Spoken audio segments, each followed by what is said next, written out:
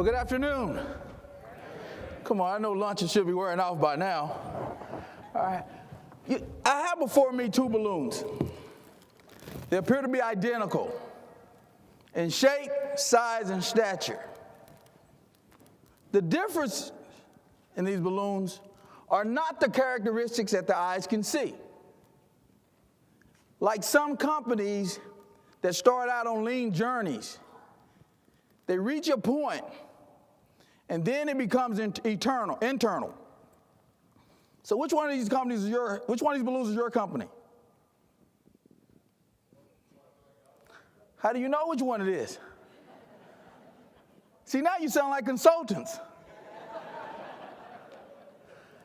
As I release these balloons, you'll see what happens on most lean journeys. And then you have to hold those companies back.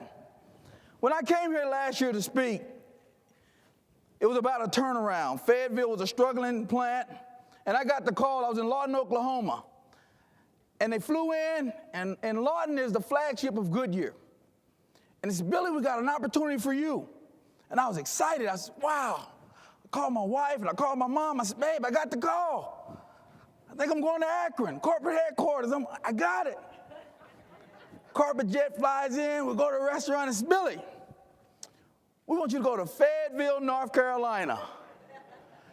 And I looked just like a 3-year-old. Because Fayetteville was running, it was struggling to compete. And I talked it over with my wife, and I flew down, I looked at the people, I looked at the systems, I looked at the tools, and I remember talking to one of our executives, and I said, this plan will turn around in 6 months. It's just not aligned. As we went through it, now we talk about sustainability. How do we go to the next level? How do I lead at the next level? How do I become a good teacher? By becoming a great student. That's what's changed. I am no one's boss. They can't call me mister, they can't call me sir. My name is Billy. That's what my mother named me, that's what I like to be called. And you'll see throughout my presentation, as we started to grow, here's our organization. It is a union facility. And you think about that, you think of conflict, disagreement. It's not the case. In our plant, it reminded me of an old joke that I heard. I'm from Texas. And our former president went home and he had his wife with him, and they stopped at a gas station. And they recognized the guy pumping the gas. It was Barbara Bush's high school sweetheart. And when they got back in the car, old George had a smirk on his face. He looked over. He says, hey, Barbara, just think about this. Had you married him, you'd have been married to a gas station attendant. Barbara, in her womanly way, says, no, George, you've clearly missed the point. Had I married him, he would have been the president of the United States of America. So it was all about never underestimate the people that help you get to where you are, because those are the people truly teaching you. If you look at a great leader, takes a hand, opens a mind, and touches a heart. That's it. How complicated is that? Do you listen? Do you go out? It's about the culture. The culture of an organization. It's the belly of the organization. I can bring all the tools in I like. I can put all the systems in. But if I don't address that culture, that behavioral piece of it, it all disintegrates. That's why when some leaders leave, the business crash. I've taken a different approach in Fayetteville. I'm more in the background than I am in the forefront. I work for them. They do not work for me. It was funny. I was going around talking about expectations. And I had a group, and my assistant was in the room, and I told her, I don't have a secretary. I have a business partner. And this is after 3 months, and I said, do the people know what the expectations are of this organization? Everybody, yes, yes. Then I went around individually. Do the people that report to you know what you expect from them? You know what my assistant looked at me and said? You know what my expectations are. Now think about that. I'm the plant manager. My assistant said, when I asked her, do the people work for you know what the expectations are? She says, yes, you know what my expectations are, Billy. You work for me. And that's a shift in paradigms. And if you look at the culture, look at the green up top. That leader's behavior. In a learning organization, that is critical. Do you walk the walk? Do you talk the talk? In our plant, we talk about operational excellence. The Shingo models used in Americana. They're branching out to China. And we talk about the tools, systems, and behaviors. But I'm going to talk about a little about the mindsets and behaviors. And you talk about the webinar, I'm going to go in more details on what's actually happening in our plant. I'm going to give you some visuals of what's happening in the plant. If you look at our plant right now, when we started our journey, we were making 32,000 tires a day. The market needed 36,000 tires a day. So if you look at that gap, we were missing, and it cost us $1 million, about $1,063,000 a day to run the facility. We were not competitive, and we were on the verge of distinction. So when we looked at the Shingo model, we looked at and how did it come into our plant, you must have all three. If you look at the picture there, if you don't have the operation systems, you get status quo. That's what happens. You'll achieve some level of success, but eventually you'll be that balloon. If you look at the management infrastructure, it's the headless chicken. Everybody's running around the whole organization doing their own thing. They're not aligned. The other one, if you look at mindsets and behaviors, capabilities, is unleashing the army. Just get out of the way.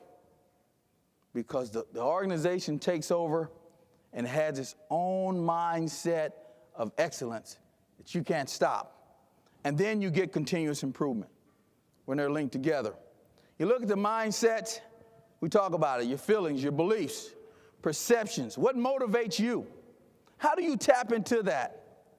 Behaviors, they're how you act. The visible consequences of your mindsets. Just think about that. You cannot see some of those things, those mindsets. They're embedded.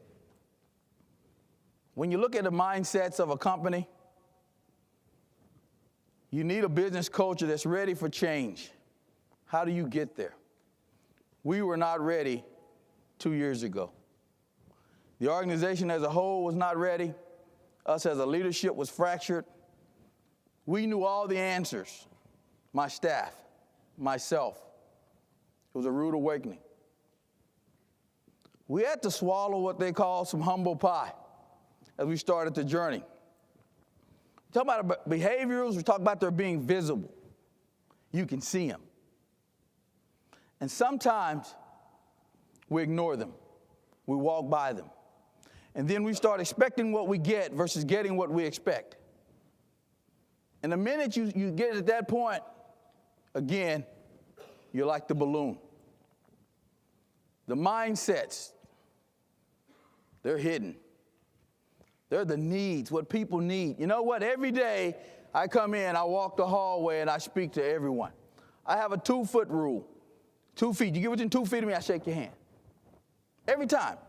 Hey, how are you doing? Good. All right. And when I walk the hall and I've got a concern on my face and I don't speak, you hear people coming out, hey, Billy, Billy, Billy. That's a need.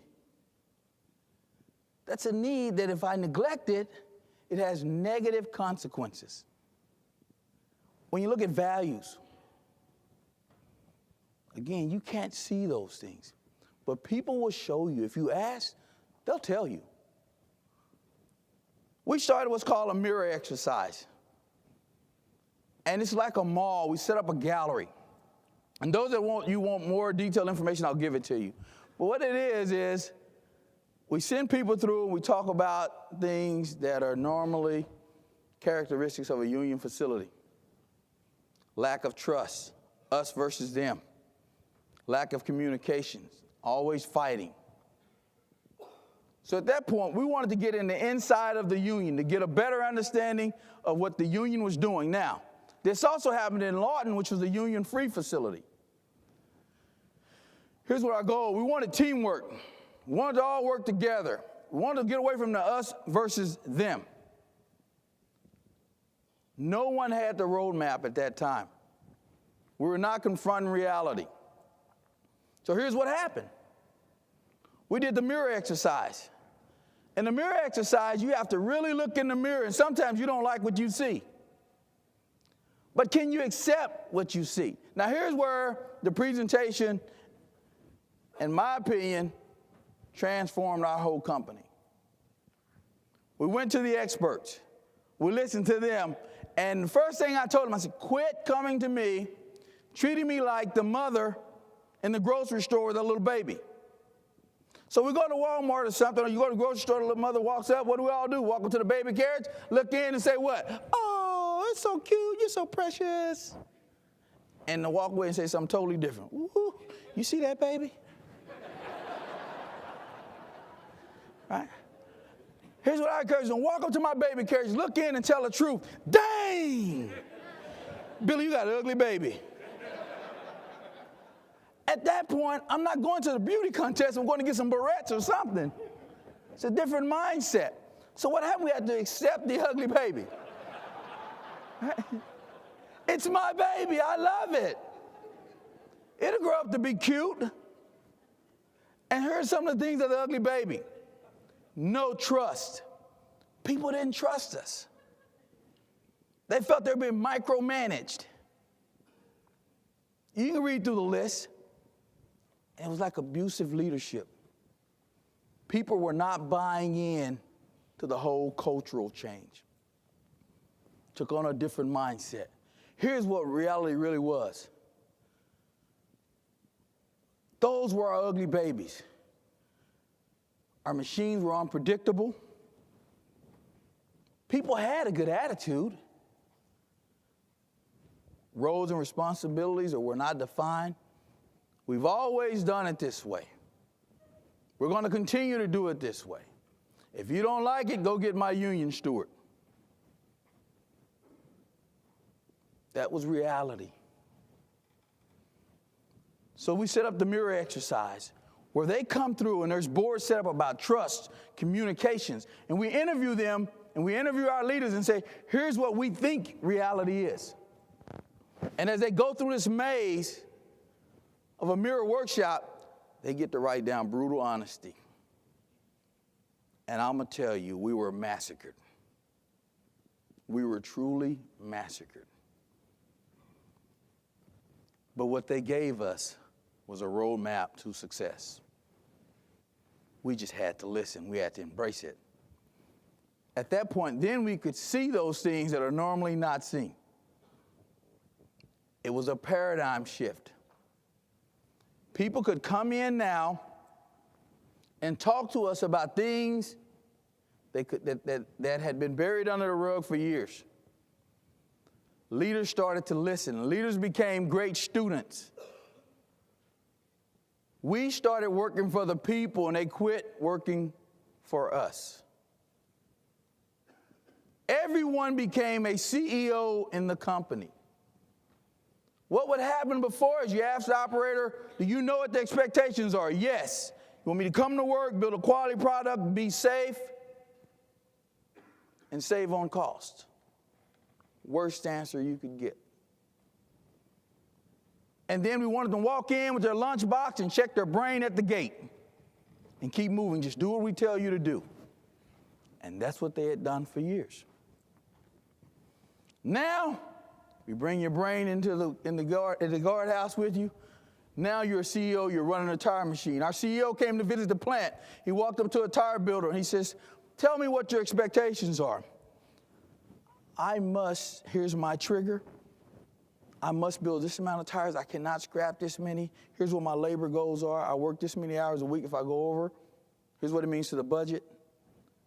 When he got done, the CEO was looking at him like, wow. This guy's truly running a business now, not a tire machine. And it changed the way we looked at business.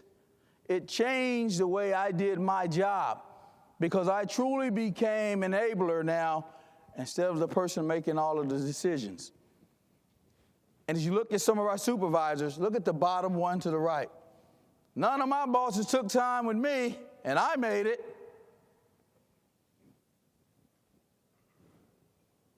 People were not teaching. People were not coaching because they quit listening. They quit being a leader. Levels of engagement. That's what started to transcend. As we look at when we started, we were all considered knuckleheads. All of us, holistically. Me included. Today, we're embarking on being overachievers. We're right in that middle right now. We moved beyond the middle, I'm sorry. Cheerful corporation, right? Pretty baby. Where do you want your people to be? This is an optimal level. Ideas come from the shop floor now. People are running the businesses. They're changing the way we operate. And it came from the mirror exercise where we became students. And it's evident, and I've had these my whole life. I was a high school track coach. And this was interesting about who teaches you. Your children, people in your immediate circle, that once we get to a certain status, we quit listening. I was coaching a high school track team. We were in Illinois, Freeport, Illinois. We were the Fighting Pretzels. Now imagine how tough can we be as the Fighting Pretzels, okay?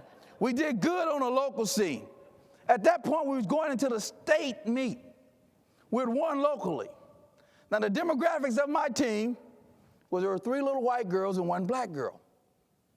And so we go into the city of Chicago, and they get to the track. And they're looking around, and I noticed they're not warming up. So I walk over, and I said, Katie, what's wrong? And she looks, and she says, Coach, them black girl too fast. We can't run with them, Coach. She's ready to quit.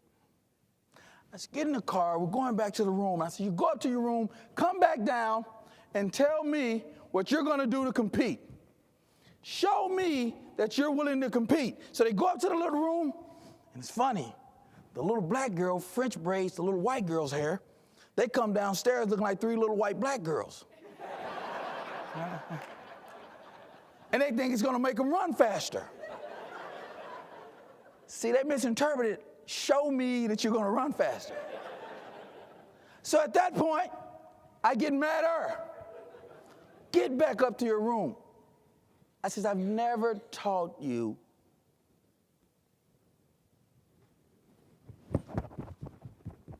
how to abandon this. You must touch the hearts of people as a leader. It'll move mountains.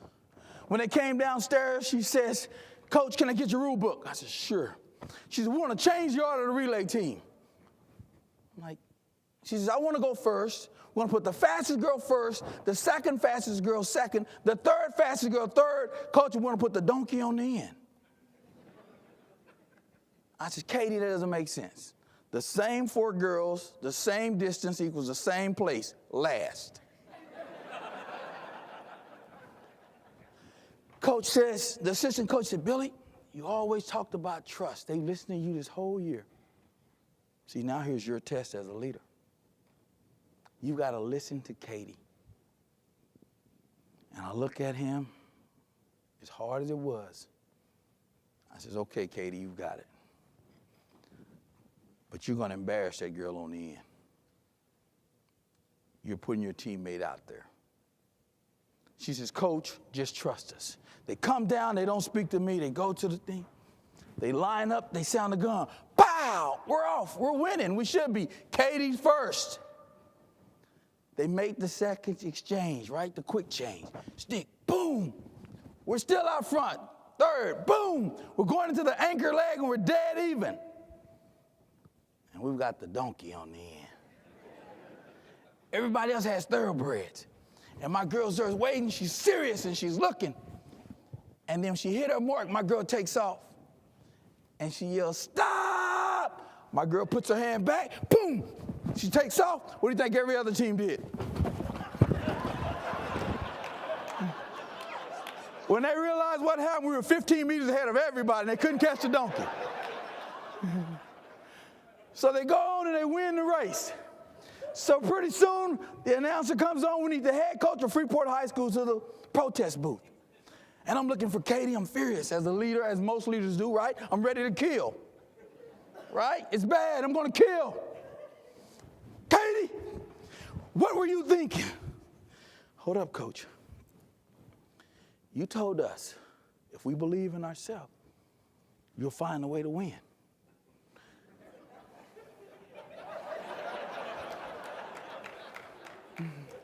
She says, Coach, we didn't do nothing unethical, illegal, or immoral. Those are your three things, Coach. She says, Coach, if they didn't want us to say stop, they should have put it in the rule book. So I snatched my rule book, boom, I'm headed to the protest booth. Yes, sir. They said, sir, we're going to have to disqualify you. I said, for what? Because your team said stop. And it confused all the rest of the girls. What do you think I said? Wait a minute, if you want to say stop, you should have put it in the rule book. So next year, put it in the rule book. So we get back, they win, they make it to the finals. By this time, they get the program, and they realize they're seated number 49 out of 52 teams. That's how slow they really were. I never told them. Why? Because I would have handicapped them. I want you to remember, listen to the sequence of events that's happened, because it happened in most companies. She comes down the next day, they take their hair down, and she approaches me, and she says, Coach, we all want to talk to you now. I said, Coach, we're going back to the original order. Andrew Drew's going back to first. I'm going back to last. She said, Coach, there's 3,000 people that don't think we belong here. There's 3,000 people that think we are fake, we're not legitimate, and it's not within us. She says, today we will show them. They get to the track, and I'm thinking, my poor children. The gun sounds, Angie Drew, the donkey is out so far, nobody's catching her. Baby Drew makes the handoff to Maria Ryan, and we're out there. We go to the third exchange. We're dropped back to fifth. We're on our way in our anchor. She gets the stick in fifth place. And as she came down that backstretch, moving those arms, you saw a grown man cry because they got third place overall. And as I sit there, the tears came down my eyes, and I still get emotional now. I looked at that other coach. I says, if you instill a culture where people believe that they can accomplish anything and you support them, it's untapped opportunities. All four of those young ladies went on to get Division I scholarships. They weren't the fastest. And I wasn't the best coach. Matter of fact, I was a plant manager. I was an area manager acting like a coach. And back then, if they let me tell it, the older I get, the better I was. We went on to continue. All those girls now, Katie's an attorney. They went on to do great things, and they remember that story. But it's all about continuous improvement. You know what they did to get third place? They cut the exchange zones down like a quick change. What they did was they moved Katie up to give her 10 extra meters to run of the donkey's 100 meters. And then on the anchor, they took another 10 and gave it to the next fastest person. They got creative. That's lean manufacturing. That's lean, that's operational excellence. There's no book that's going to completely tell you how to get there 100% of the time. And most of it's trial and error. And sometimes you must let people fail. You must let them fail to learn. That in itself builds trust. If you look at unleashing talent, that relay, that day, I unleashed talent. And from that point on, you'll never hear Billy in a meeting yelling, screaming, cursing, using profanity. I never do it. Now, we do have crucial conversations, okay? Other known as funeral talk. I'm going to let you know how I feel while you're living. I'm not going to wait till you're dead. You can't hear me then, good or bad. And it's not backwards blame. It's forward fanfare. I get this happened. What are we going to do to stop it from happening again? When you get there, you start unleashing talent. If you look at this diagram here, it starts out as the journey of continuous improvement starts, right? You get there, it's rocky, morale's bad. Then you get a step change. And then right there, you get to the pivotal point. It's going to be right where that behavioral effect. It's like those two balloons. Either you're going to go up or you're going to start the decline. And most transformations fail because of behaviors, not because of lack of tools or lack of systems. Now, they're important, they're critical, but you must get that behavioral part right. You must. And you cannot ignore poor behavior. You cannot. Those are your greatest mentors. Those are your greatest teachers. And I tell my manager, little Johnny theory. Little Johnny theory. Yeah, bus shows up in front of your house. The prettiest yard in the neighborhood. Says, do not walk on grass. And you tie a little dog up to the pole. But there's one on that bus that's going to try you. And everybody else is watching. Little Johnny jumps off the bus. And he walks up to that little old barking dog and he doesn't do anything. And little Johnny just walks through your yard. What is everybody else going to do when they get off that bus? They're going to walk through your yard. Now, don't take this literally. Now, if little Johnny came through Billy's yard, that little dog gonna grab a hold of that leg and go to shaking. And when little Johnny get to screaming, little Billy gonna go the other way. And so is everybody else. And this is the way we should be going. And you know what? Occasionally I'll give the kids treats. Tell them thank you. When you look at our plant, we have what's called work simplification. This is our greatest classroom. And I'll show you one template that was done in January, and we do 500 of these a month. People come in and do these projects. It minimizes bureaucracy. It's not my presentation. Maximizes individual and team ownership. They own the process, and we just get out of the way. And then we do what's called an appreciation every week, every Tuesday and Thursday. They come into a conference room. And then when you do your first project, you see on my lapel, this is my goal. And I have to participate to get mine. And I achieved my goal, and I'm on my way to platinum. Matter of fact, I went in yesterday to do my 10th project, to report out. And then they get a shirt. A pen and a shirt is all it costs us. And then every month, we raffle off a set of tires. So we do a publisher's clearinghouse. We show up at your machine with this big check that said, you got $1,000 worth of tires. We do that every month. I remember my boss saying, you want me to pay $5,000 for T-shirts? 5,000, 24 million. Approved. And so what happens now, this is the weekly review. You see people come in from the floor. They give the presentation. But here's what I like to show you as far as engagement. This year, we've had 618 people already get a bronze.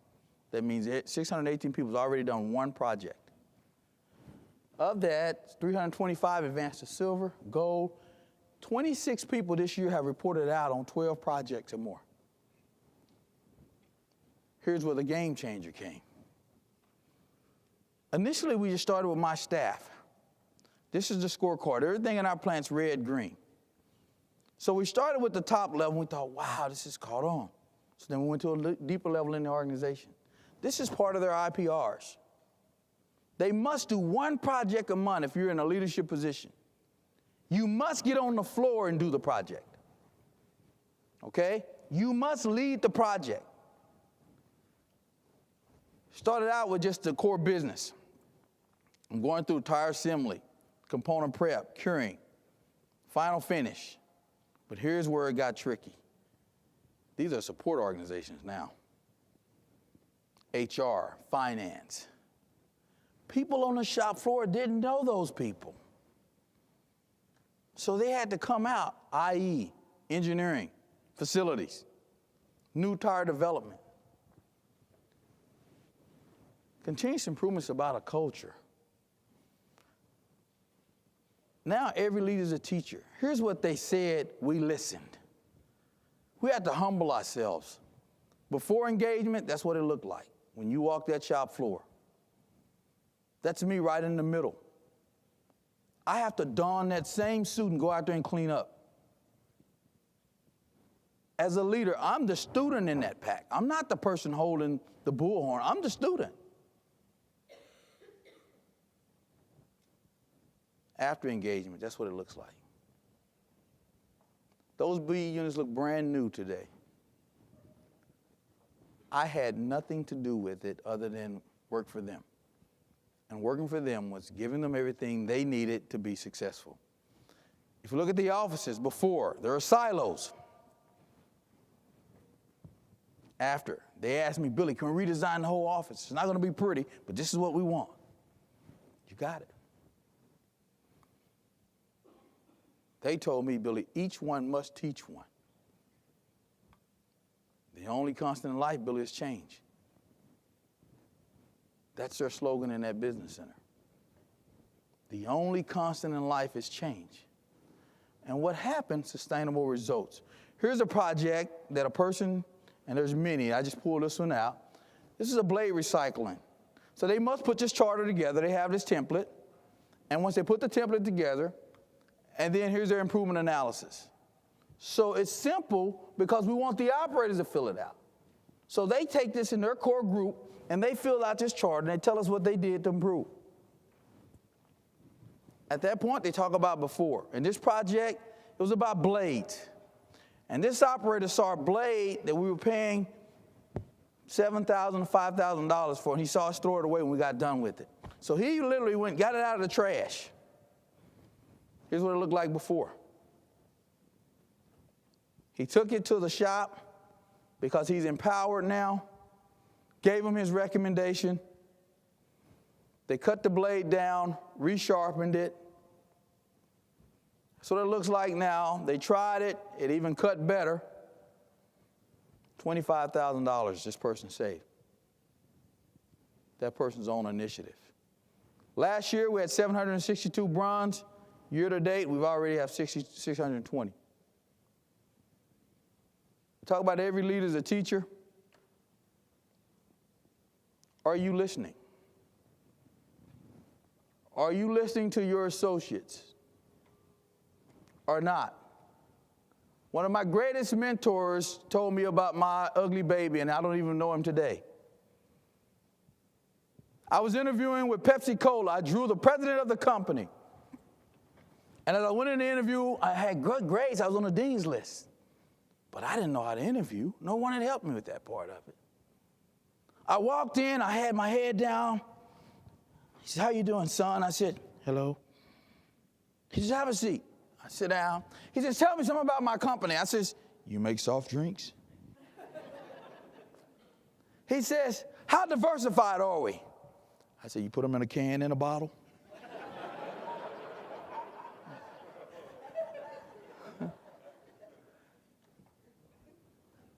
He says, "What do we own?" "Soft drinks." And then he says, "Tell me about my company." And I could not.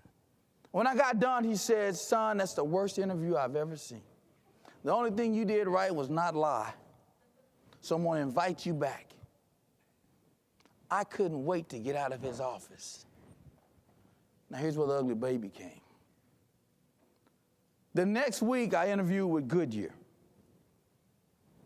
I flew up to Illinois. I must have ironed that shirt 3 times, polished those shoes. I walked in that office. I went to shake his hand. He pulled his hand back. Have a seat. I sit down. He says, tell me something about my company. Click. Pick my briefcase. I put a stack of brochures right on the corner of his desk. You're almost taken over by Goldsmith. Your stock price is done here. You know, it's your Volvo in China. Here's what's going on. He sits back and says, whoa. When I got done, he said, we're going to interview 10 other guys, 10 other people, and we'll make the decision in 2 weeks. This was a Thursday. Friday, I was flying back. They called my home. And my mother answered the phone in a southern voice. Hello. They said, is Billy Taylor in? She says, no, he isn't. May I take a message? They said, well, yeah, this is Goodyear. Well, how did he do? Well, he did okay, but we like to talk to him. Well, he's going to talk it over with me, so you might as well tell me. They said, well, ma'am, we like to offer him a job. She said, well, he'll take it. 23 years later, I'm still here. But what do you think would have happened had I not been in that first situation? That you walk by because you don't want to hurt people's feelings. I want you to think about that. You're hurting them more than you help them when you walk by that. You don't have to be rude. It's that crucial conversation. You know, one of my best friends is Sammy the janitor. When an executive comes to the plant today, they look for Sammy the janitor. And I think the world of Sammy. And Sammy just has a different approach. I'm no smarter, I'm no better. The cutest thing I ever seen was Sammy. One day I caught him under my desk. He was up there. I was like, Sammy, what are you doing? He says, you called me. I said, what? He said, I was just talking to my wife. I was looking in your shoes. I like those shoes they call Kohans. I told her, go get me some. And it was funny, he says, well, you always wear polos. I said, Sammy, why she get those shoes? Tell her to stop off at Ross's. They got them half price over there. He loves that he can come have coffee with me now. He tells me, my assistant, she says, if you leave, I want to retire. I can't go back to being an employee. Today, Billy, I run a business. That's her comment. And you know what happens whenever I travel now? My wife gets my itinerary. All of this stuff happens. And I just take in and drop my wife's package off. My expenses, put them in the receipt, and you come in, just sit them here. She's driving it. My life is so much easier. And one day she told me, she says, I want to drop by pizza. And I said, go ahead. And she says, well, Billy, you're a yes man. I said, never confuse my trust with being a yes man. I trust that you're going to do the right thing to run this business. And that tear came down her eyes. And she says, I get it. What happens when you do that? These type of results happen. We worked 14,000 hours to make 32,000 tires in 2009. Remember when I said, Last month, we made 37,900 tires, and we only worked 13,200 hours a day. You talk about real money. Bottom line, we used to make that tire for $32. Now we can make it for $25. That's $5 out of every tire. And we make 12 million tires a year. So you do the math. 5 times 12. And it wasn't because of Billy Taylor. Just because you have the title doesn't make you the boss. And just because you are the leader doesn't mean you're the teacher. If you're ever going to truly lead, and I'm going to say this strongly, you better become a good student. Thank you. Any questions?